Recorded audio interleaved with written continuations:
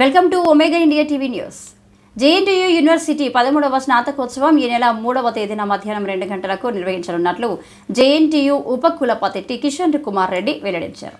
ఈ కార్యక్రమానికి ముఖ్య అతిథులుగా All India Council of Technical Education chairman సీతారాంతో పాటు తెలంగాణ గవర్నర్ జిష్ణుదేవ్ వర్మ హాజరవుతారని పేర్కొన్నారు.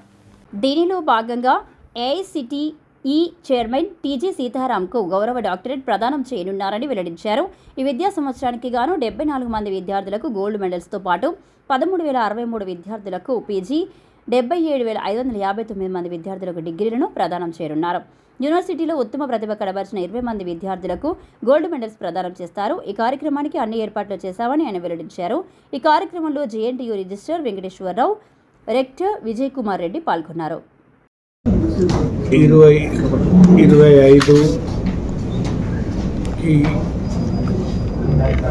13వ కాన్వకేషన్ జవహర్లాల్ నెహ్రూ టెక్నాలజికల్ యూనివర్సిటీది జరగబోతున్నది.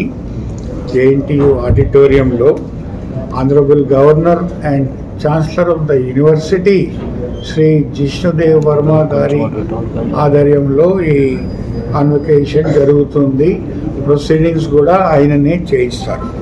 దీంట్లో AICTE chairman professor TG Sitaram గారికి పిహెచ్డి, డాక్టరేట్, ఆనరీస్ కాజా ఇవ్వబడుతుంది.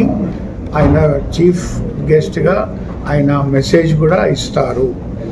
దీంట్లో 72 గోల్డ్ మెడల్స్ ఇవ్వబడతాయి అండ్ 305 పిహెచ్డి స్టూడెంట్స్కి డిగ్రీ సర్టిఫికెట్స్ ఇవ్వబడతాయి.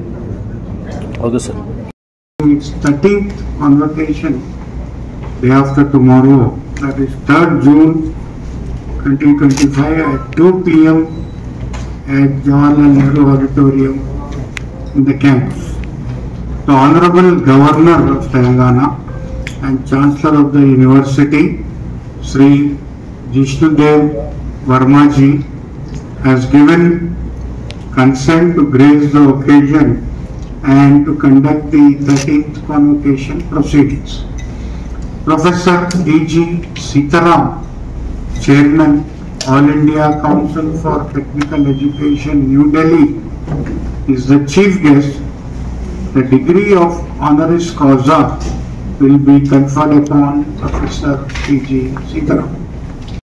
సిగ్నేచర్ లేకుండా వచ్చింది state council letter. First point, signature ఎవరి పేరు లేకుండా వచ్చింది. ఆ లెటర్ని మన యూనివర్సిటీకి సబ్మిట్ చేసింది. బట్ యాజ్ పర్ ఆ లెటర్కి మన యూనివర్సిటీలో ఏదైతే వేరియేషన్ ఉంది మేము చెక్ చేసాము, ఎక్కడ మ్యాచ్ అవుతుంది. ఏంటంటే స్టార్టింగ్ లో ఎఫ్ఎఫ్సి ఉన్నప్పుడేమో ఫ్యాకల్టీ ఉంటున్నారు, తర్వాత వెళ్ళిపోతున్నారు అని.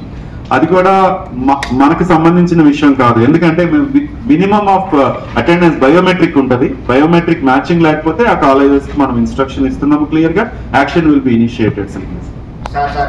ఇంజనీరింగ్ కాలేజీలో